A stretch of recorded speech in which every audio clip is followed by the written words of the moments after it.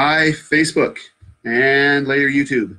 Welcome to Deleted Scenes. Again, just like last week, you'll notice that this looks a little bit different because I'm kind of low tech, and I'm going to be showing you some passages for our in part of our study, and this is the best way I have to do that. So you'll see these symbols on the side. Ignore them. That's just because you're seeing my whole computer screen. So yesterday we had our Palm Sunday service, and the challenge with a Palm Sunday sermon is that it's for most people it's the last sermon that they hear before before Easter, and so you got to cover everything that happens in Holy Week in that one sermon. And so what we did is I preached through Matthew. We were talking about the triumphal entry in Matthew 21, and then we looked at Matthew 26 and 27. And how the crucifixion of Jesus ties in with this theme of the kingdom of heaven. And I won't go over the whole thing again, but basically the idea was that everything we've learned about the kingdom of heaven in all the sermons that we've done and all the reading that we've done basically should prepare us for the realization that the crucifixion is the only way that Jesus could become king. That a person who says what Jesus says, who taught what Jesus taught, couldn't become king in the normal way with an army, with a crown of gold, and taking power over other people. He had to do it in a different way. And so the cross is really what we should have been expecting from someone who teaches what Jesus taught. So if you didn't hear the sermon, you can go listen to the sermon to see all of that.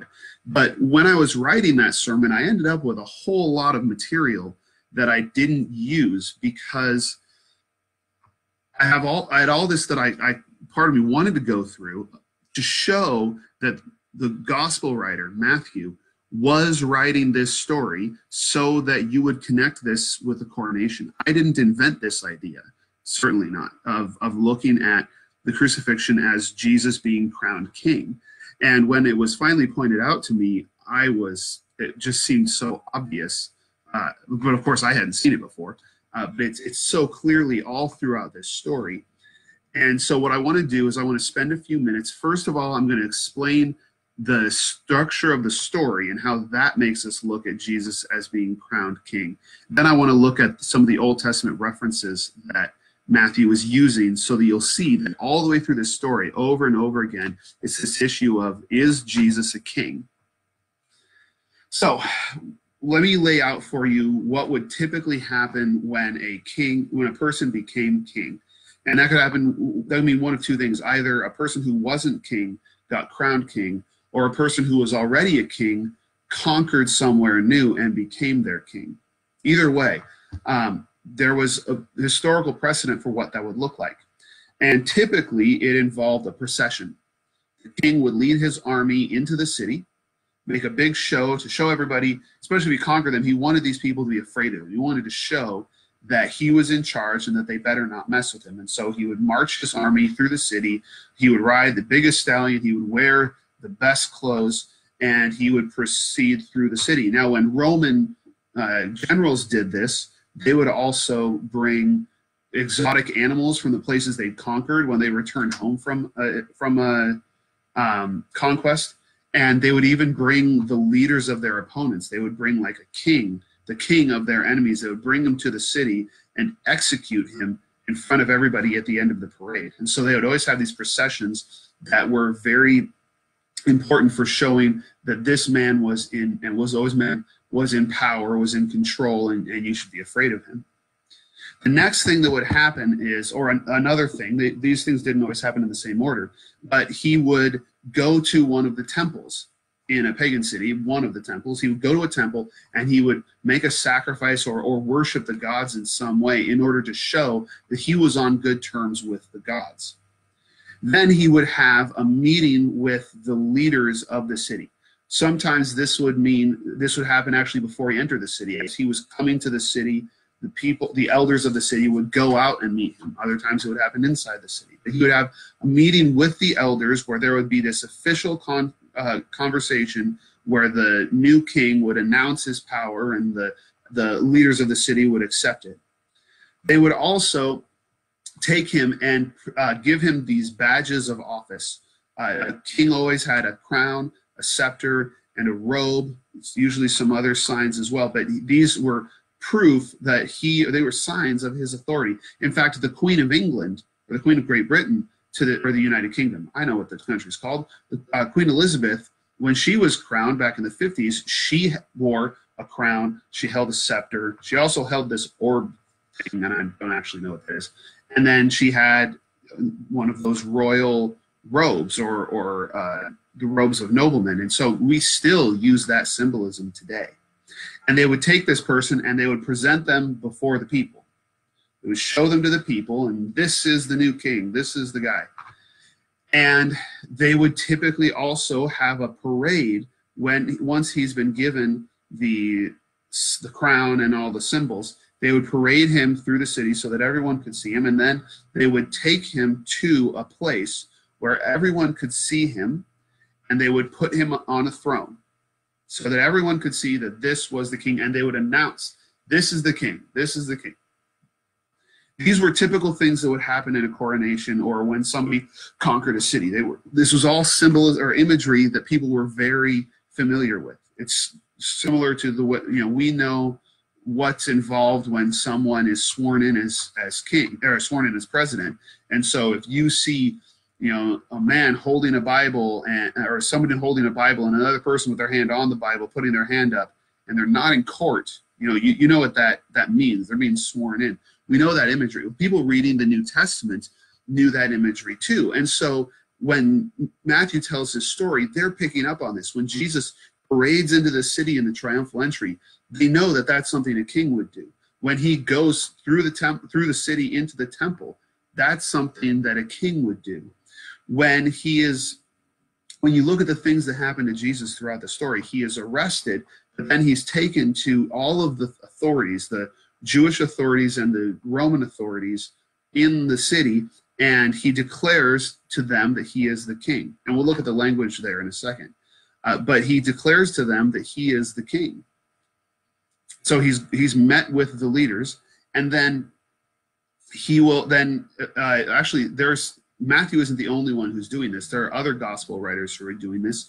I think it's John who has Pilate stand Jesus in front of the people and say, this is the man, which is a presentation language. Look, this is the guy, this is the leader. And they give him a crown, they give him a staff, they give him a robe, they parade him through the city so everyone can see him, and then they take him to a high place, and they lift him up on this wooden cross so that everyone can see him. But on this cross, which should be an instrument of torture, they declare him King of the Jews, which is something that you would do on the throne. And there's this very interesting moment, again, I think it's in John, where the priests actually go to Pilate and say, no, don't write he was the King of the Jews, write that he said he was the King of the Jews. And Pilate says, what I have written, which, what does that mean? I mean, for whatever reason, he did not say that Jesus claimed to be the King of the Jews. He said he was the King of the Jews. And so what seems to be happening through all this imagery is that Jesus is being crowned king, that this cross is his throne. And when you realize that that's the way the gospel writers imagine this story happening, or the way the significance of what's going on, then you start to make other connections with the things that Jesus has been saying previously. For instance, when there's this encounter that Jesus has with James and John, where they or their mother, depending on which story you read, ask Jesus if they can sit on his right and left when he comes into his glory, which is a way of saying when he becomes king, can they be on his right and on his left? And Jesus says, do you think you can take what I'm headed for? Can you take my, what does he say? He says, can you take my baptism? Can you handle what I have to do? And they say, yes, of course. And Jesus says, well, you're going to have to go through that. You're going to have to drink from my cup, or whatever the imagery is, I'm forgetting. But I don't get to decide who's on my right and left. It's already been decided who will be on my right and on my left when I come into my kingdom.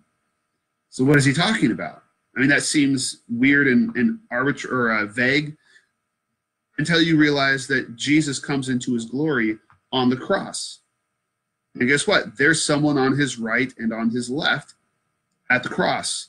But they're these no-name thieves, these worthless people who are not godly, who have not followed Jesus. One of them has a change of heart right at the last minute, but they're these small people. And those are the ones that God has chosen to be on Jesus' right or left. And that's what the gospel writers are connecting with when they tell you that story. Now, how do I know that they've got the kingdom in mind all the way through this? Well, you can tell by the way the gospel writer uses the Old Testament. And that's what I want to look at real quick. This is the part that I didn't get to in the sermon. I'm in Matthew 26 here, and I don't know if you can read how this text comes through. So I'll read you parts of it. We're in Matthew 26, and the high priest talks to Jesus. He accuses Jesus. He says, I charge you under oath by the living God. Tell us if you are the Messiah, the Son of God.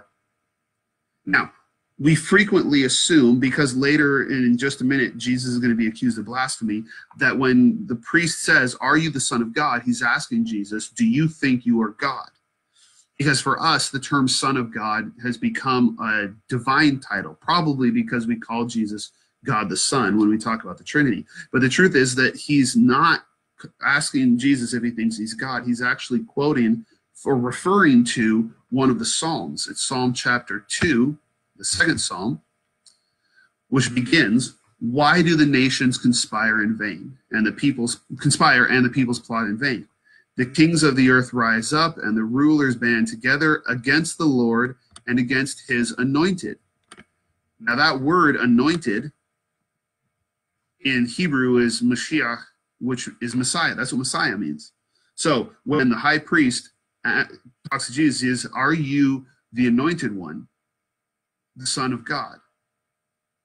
So there's the anointed. And then if you go down to verse 7, it says, I will proclaim the Lord's decree. He said to me, you are my son. Today I have become your father. That's where Son of God comes from. He says, ask me, and I will make the nations your inheritance, the ends of the earth your possession. You will break them with a rod of iron. You will dash them to pieces like pottery.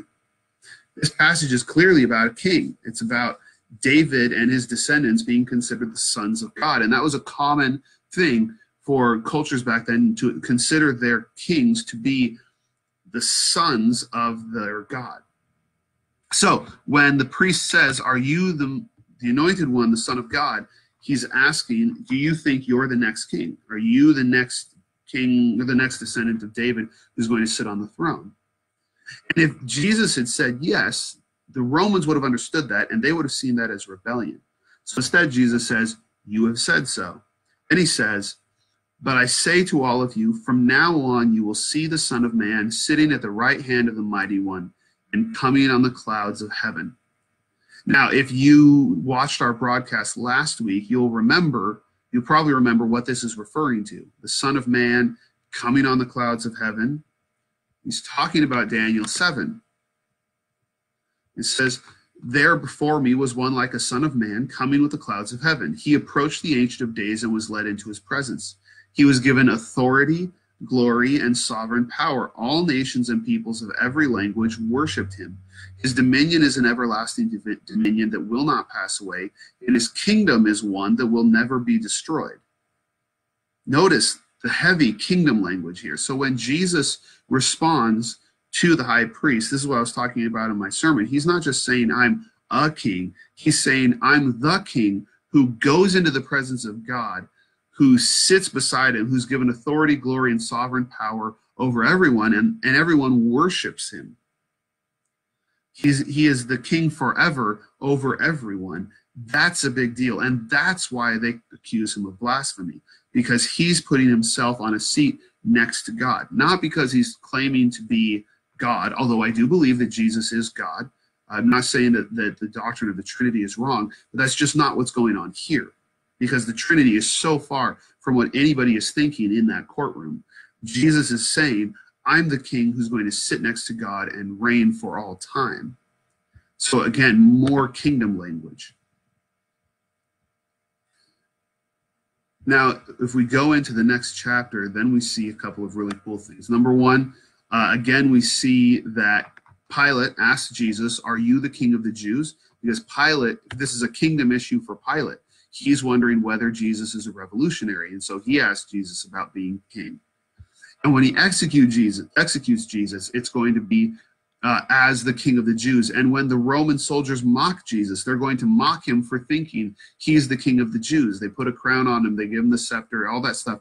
They're making fun of him because the official accusation against him is that he is the king of the Jews.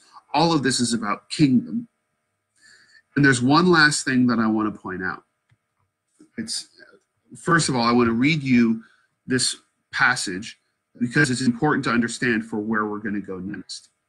It says, those who passed by, this is when Jesus is on the cross. It says, those who passed by hurled insults at him, shaking their heads and saying, "You who are going to destroy the temple and build it in 3 days, save yourself.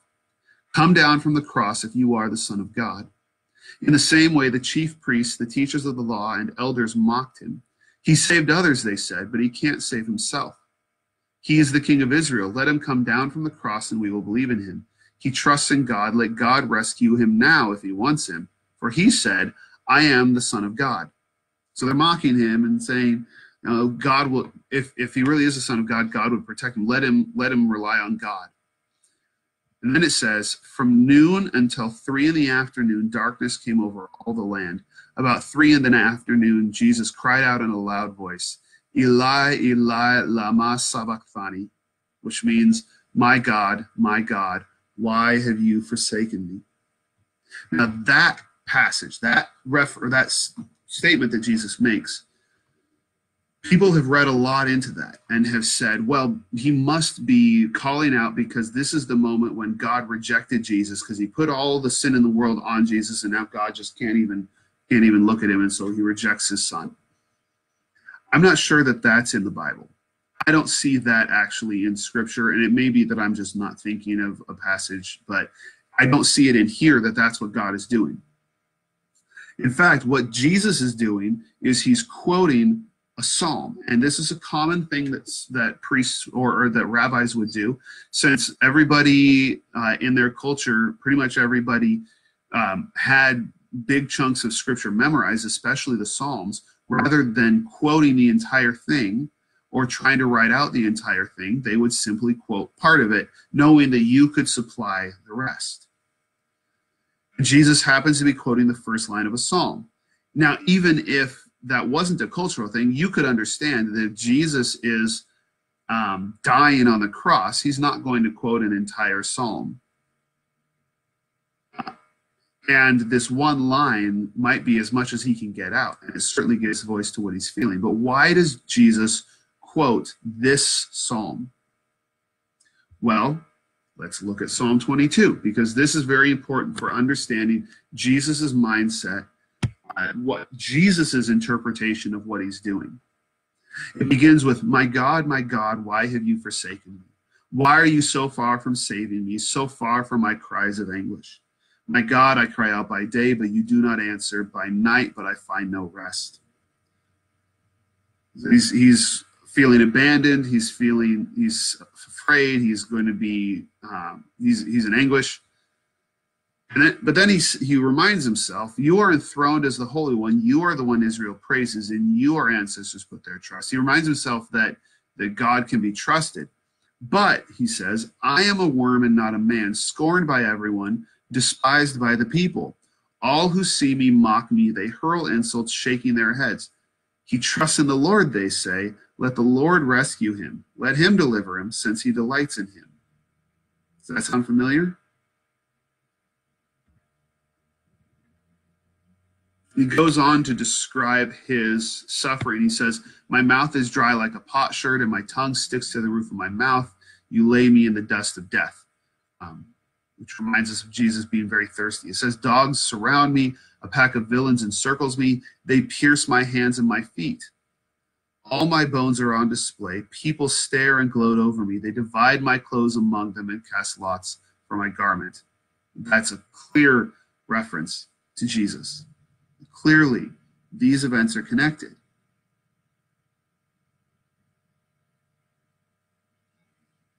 And then it says, I will declare your name to my people. In the assembly I will praise you. You who fear the Lord, praise him.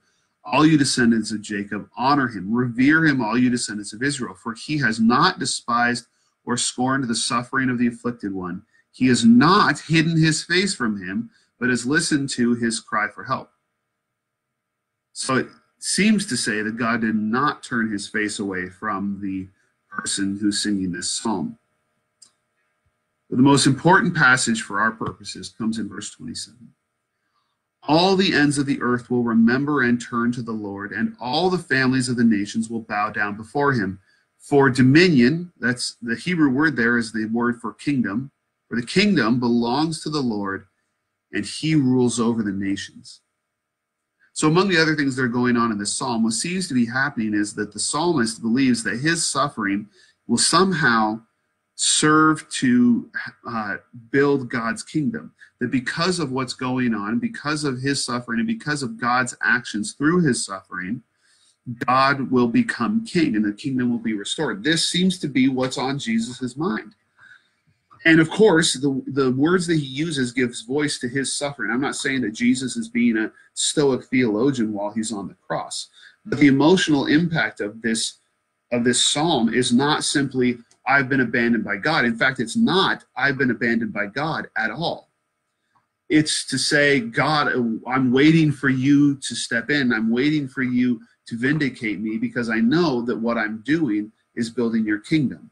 And that seems to be what Jesus is saying, that even in the midst of his suffering, he knows that God is using it to build his kingdom.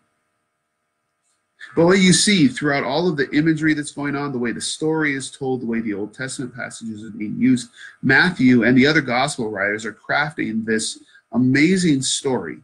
They're telling this, probably the most vivid memory that they have. They're telling it in a way that shows us that while the world thinks that they're destroying this man, that they're crushing this person, in reality, they're making him king, because everything that they're doing to Jesus, it's actually Jesus being obedient to God. It's Jesus living out what he has been teaching. It's Jesus being obedient to God. And so while they think they're destroying him, he's actually becoming king. And I think that makes the cross, the crucifixion, a really even more powerful story for me. Because I was often taught the crucifixion simply as a version of Old Testament sacrifice. And we've talked about Old Testament sacrifice before, and we'll probably talk about it again, and how we have a warped understanding of the sacrificial system.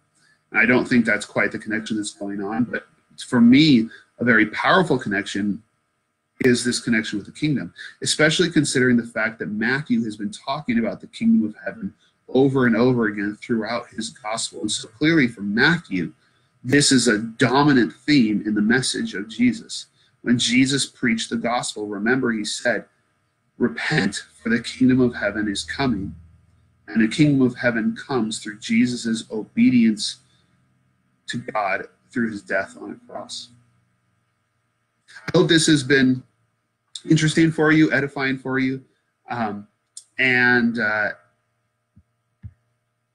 hope that you're, wherever you are, you're able to worship this week as we go through Holy Week. If you're in the Salem-Turner area, we would love for you to join us. We have a Maundy Thursday service on Thursday night at 7 that will reflect on the Last Supper. We have a Good Friday service on Friday at 7 that will reflect on the crucifixion. We'll do readings and we'll sing together. Saturday morning at 10, we have our Easter egg hunt. And then, of course, Sunday morning at 10:30, we have our Easter service. We'd love to have you join us. As far as next week's broadcast goes, it may or may not happen. I'm considering taking Monday off after a very busy week, and I may do one on Tuesday, or I may just take the week off from the deleted scenes, but I'll definitely see you again soon.